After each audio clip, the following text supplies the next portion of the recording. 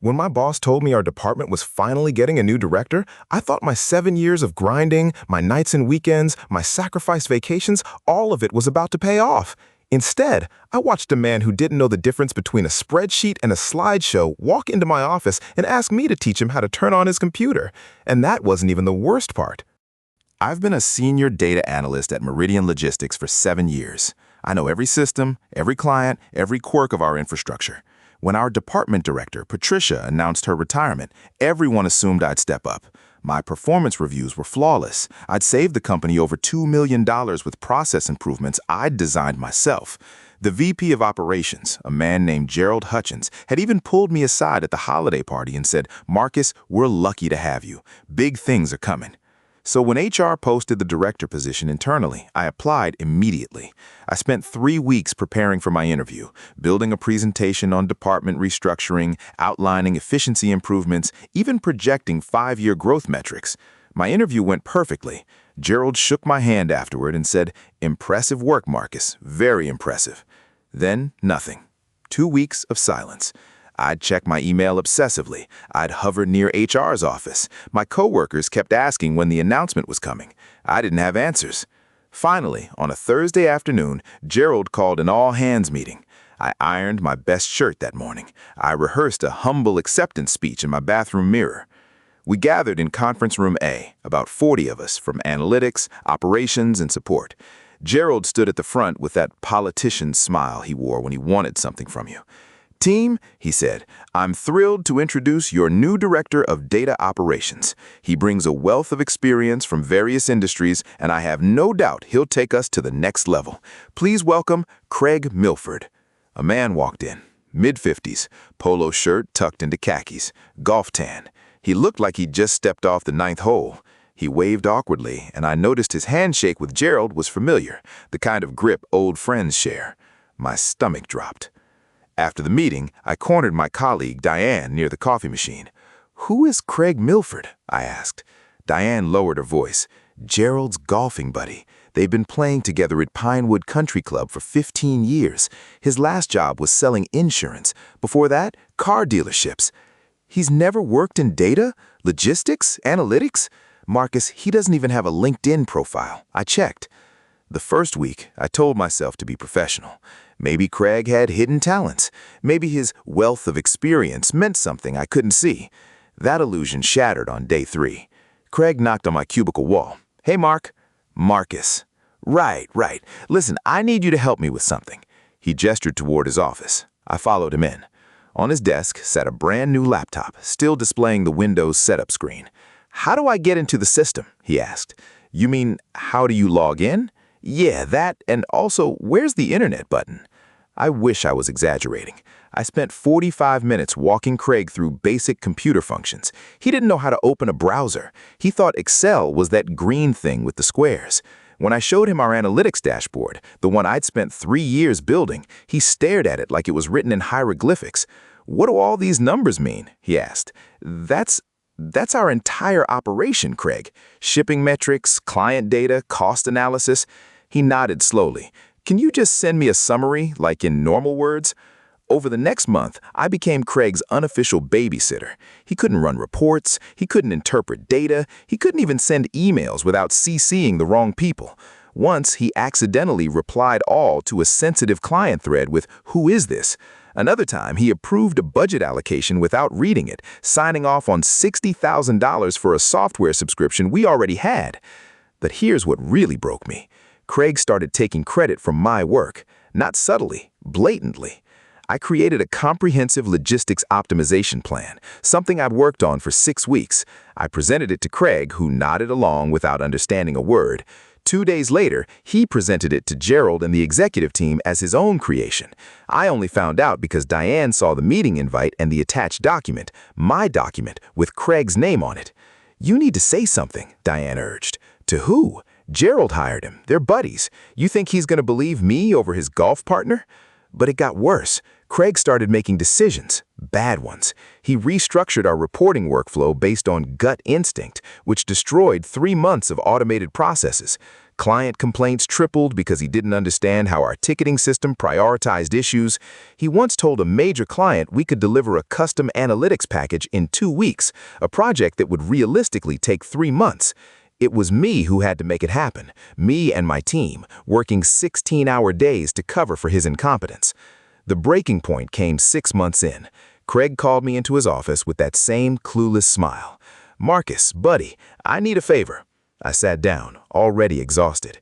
"There's a big presentation coming up. Board of directors. Gerald says it's really important. Could affect bonuses, promotions, the whole 9 yards." He leaned forward. "I need you to build the whole thing. The data, the slides, the talking points, everything." "And you'll present it?" "Well, yeah, I'm the director." I stared at him. "Craig, do you even understand what our department does?" He laughed. "That's why I have you, Mark." "Marcus." Right.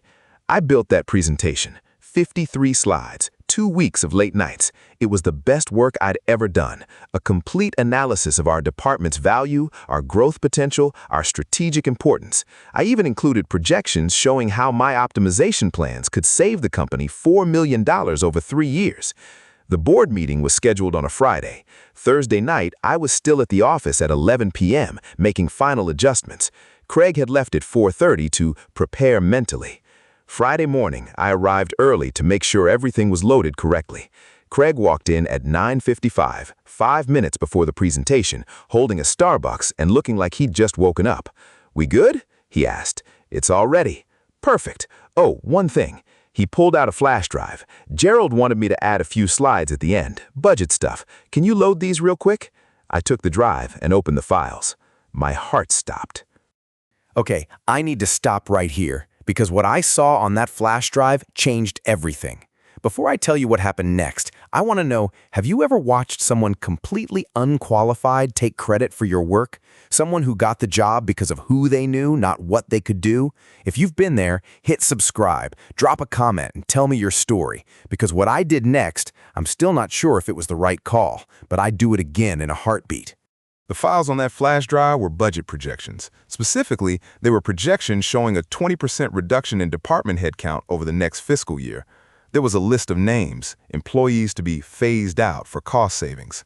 My name was third on the list. I sat there, frozen.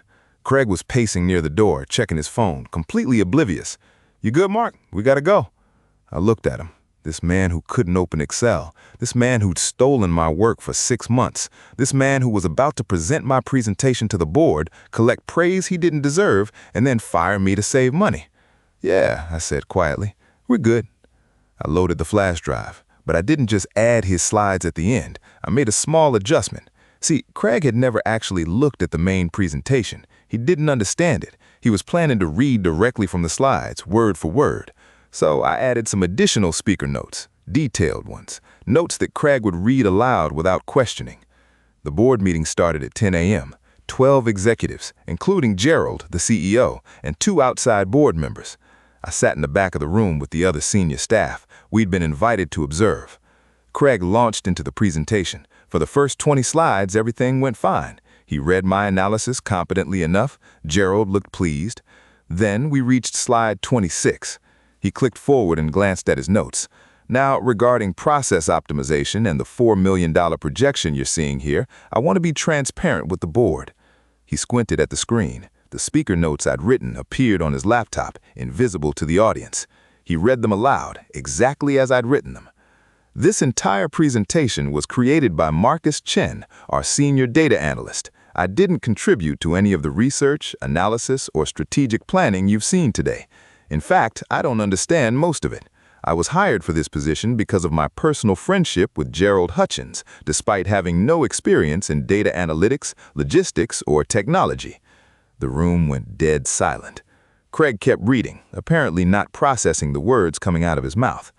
"Over the past 6 months, I have consistently taken credit for Marcus's work, made decisions that cost the company significant resources, and failed to learn even basic functions of my role.